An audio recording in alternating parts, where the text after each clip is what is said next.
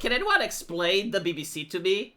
Because I understand they're a public broadcast network, like the British people are forced to pay for it. They don't rely on advertisement like normal people, you know, like they're above the market. And yet, when I go on the BBC, I see commercials.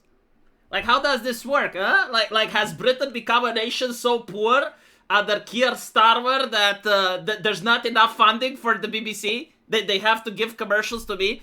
Or is it like if I'm outside of Britain, I get to see commercials, but if I was in Britain, I wouldn't? Seriously, like, I genuinely want to know about this. Like, someone from Britain explain to me, why do I see commercials on the BBC? Anyway, like, I understand, like, these people are objective in their reporting, right? Like, they don't put their biases in it or anything like that. Like, the BBC reports on the truth. And yet, up until this day, they can't seem to mention AFD without also putting far right in the same sentence. Like, making the BBC mention AFD without far right, challenge impossible. When they talk about Labour, they don't say far left. Like, in fact, I don't think, according to the BBC, there is any far left organization on the world. But there are far right ones. I did notice that the president of Poland was actually called far right by the BBC all the way up until he won elections. And once he won elections, he stopped being far right. He just became the president of Poland, right? So maybe this is how the AFD can get rid of the stigma. It's like, win elections, and then the BBC will just call you like the German party AFD. Unfortunately, it's kind of difficult for them to win elections because their members keep dying. Last night, I went to bed and people were talking on social media, hey V, did you notice that like 3 members of the AFD died before the elections? And I was like, no, I didn't notice that. Like, it's not being reported. What's going on? And apparently, yeah, like 3 of their members passed away. Now, I happen to know a subscriber that just knows one of these members, like, by coincidence, right? And I asked him, it's like, dude, like, what happened? And he said, well, you know, like, it was a miracle that the guy was alive up until this day. So he believed it was natural causes. And I'm like, okay, I mean, that's a stretch, you know, that's an interesting coincidence. But okay, so I go to bed, I wake up, apparently now there's 6 of them. Right? So it's important to mention the date when I'm making this video is the 2nd of September, right? So the elections haven't happened yet. Like, there's still time, I suppose, for the numbers to change. Hopefully the doctors can revive one. I understand, like, German has very strong public healthcare, right? Like, they have sci-fi public healthcare because they're asking for sci-fi public funding for that healthcare. So, like, maybe, you know, they're the nation that can revive one from the grave. But anyway, right, like, people are legitimately concerned at this point. It's like, hold on a little bit. Like, what are the odds? Like, before the election, yes. Okay, like, maybe some of them are old, and they pass over due to the passing of time. But, like, 6? And so the BBC writes an article to tell us that everything is fine. As many as 6 candidates for Germany far-right AFD have died in recent weeks, ahead of local elections in the big western state of North Rhine. Police have made it clear there's no evidence of foul play in their death. See, this is what I like, German efficiency. Look how fast they run an investigation, right? Like, wham, bam, thank you, ma'am, no evidence to them, everything is fine. Usually, I know that it takes a little bit of time in order to, but okay, well, whatever, you know, like, there's no evidence. Usually, again, sorry, my bad, repeating myself, but it's true, like, if you have, like, a person dying of old age, okay, fine, you have 2, okay, fine, but, like, when you can connect a lot of them to an event like elections, maybe a little bit of an investigation to calm down the public, you know, I'm just saying.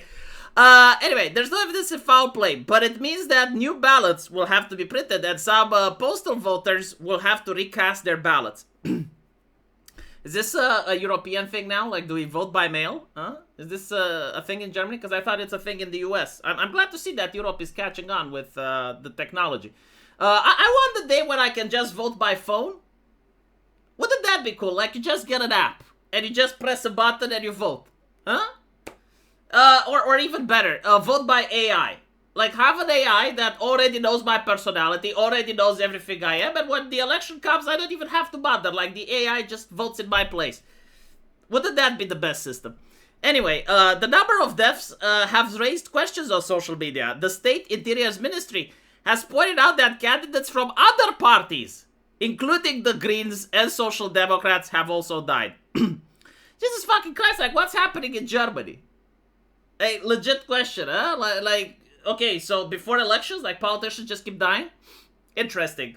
Now here's my question, okay?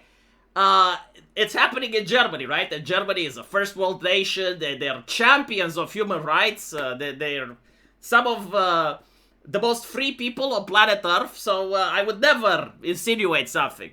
But if the same story happened in Russia, I'm just saying, right? Like, if the same story happened in Russia, how would the media treat it? Like, literally the exact same case, the exact same scenario. You know, an alternative universe is the exact... Kind of like that story where Superman gets born in the Soviet Union, right? And he becomes... he's still Superman. He's still the same guy. He's still Kal-El.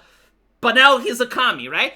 So, like, an alternative story, a what-if scenario, where literally the same politicians, the same system, but in Russia. How would the press react to it? The AFD became Germany's second biggest party in February. Yeah, like, from my understanding, you know, one of the most important talking points of 2025, based on polling, based on many things, seems to be immigration, right? And it's not just like, what do we do with it? How much longer, how many, and how much do we have to pay for it, right? But apparently, like, every single party in Germany, besides the AFD, just decided to stop talking about it. Like, we're not going to talk about it, right? We're just going to tax people, and we're going to keep it hush-hush. And so the AFD is the only party that is wanting to have a conversation about it. The domestic spy agency, right? So, like, even the domestic spy agency is now looking at the party that's wondering, like, okay, like, how longer? How many more people, right? Like, how much are we taking? For how long? Where are we putting them, right? Well, that's dangerous. The domestic spy agency classified it as a right-wing extremist organization before placing a pause on the description due to an appeal pending in court. In 3 eastern states, its AFD associates are still listed as extremists. By the way, being listed as extremist is not just fear-mongering. It means that the government can have a lot more tools to crack down on them. Man, I love this democracy. Isn't it awesome? Right? Like, this should be the system for the entire world. I think, like, the Chinese system should look at the German system and learn from it. Because, like, people in China, you know, they go, like, Tiananmen Square. They go, like, oh, we're being oppressed. Look, just allow a political party to exist, but call them extremists and constantly crack down on them. And it's much better optics. Like, trust me on this one, Chairman Z. It looks a lot better from the outside. The AFD co-leader, Alice Wendel, made no effort to quash the speculation, reposting a claim by a retired economist that the number of candidate deaths was statistically almost impossible. Yeah, but again, like, it's Germany, right? Like, nothing is impossible in Germany. They can do anything.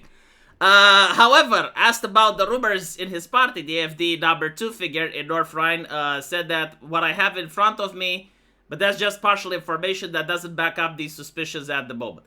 And of course, you know, this is my solution for the problem. Like, if I was in the SPD or the government or a bureaucrat, like, this is how you solve this controversy, right? Label it as a conspiracy theory and ban everyone that talks about it. Or put fines on people that talk about it. And there you go. Problem solved, right? Like, democracy. My take is that, well, it's bad PR, isn't it? Like, whether or not there are bad cases, whether or not it's a statistical impossibility or not, it looks fucking bad. Now here's my question, and this is a hypothetical, obviously not connected to Germany in any way. How many people from a political party would have to die before an election before you could actually call it, okay, this is a statistical impossibility? Obviously, you know, it's a figure of speech, right? Because, like, theoretically, there is no such thing as a statistic impossibility when it comes to something like this, right? Like, even if 5,000 people die, maybe, you know, they got vaccinated with the wrong batch or some shit. I don't know. But what I'm saying is, like, as a figure of speech, right? Like, when can a person say, well, come on, this is absurd? Because that's what it's basically saying. Like, it's ridiculous. The Arkham's Razor. Like, it's more likely that Agent 47, which is really good at hiding evidence and making sure that his hands are clean, was there, than, you know, 5,000 people dying of normal conditions.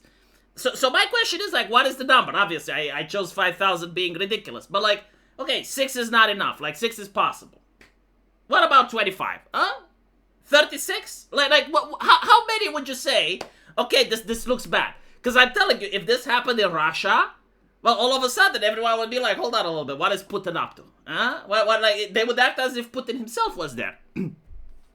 Which, to be fair, you know, a cynical-minded person would consider shenanigans. What if it happened to an environmentalist party, though? Or the SPD or any other party, right? Like, would that be a cause of concern? Again, at the end of the day, you know, people are concerned and there's not that much information coming out. I mean, if you're going to call the party extremist, if you're going to put the Secret Service on them, if you're going to dial the rhetoric to 11, you know, some people may think they're being persecuted. So, in that situation, transparency is king. Like, you should make absolutely sure that the public knows exactly what happened, how it took place, you know? Again, like, one person dying, okay, fine. 2, 3, we're talking about 6 now, like, a little bit of transparency, right? If they unironically say that discussing this is a conspiracy theory, and they shut down any type of debate, and they start fining people for jokes and stuff,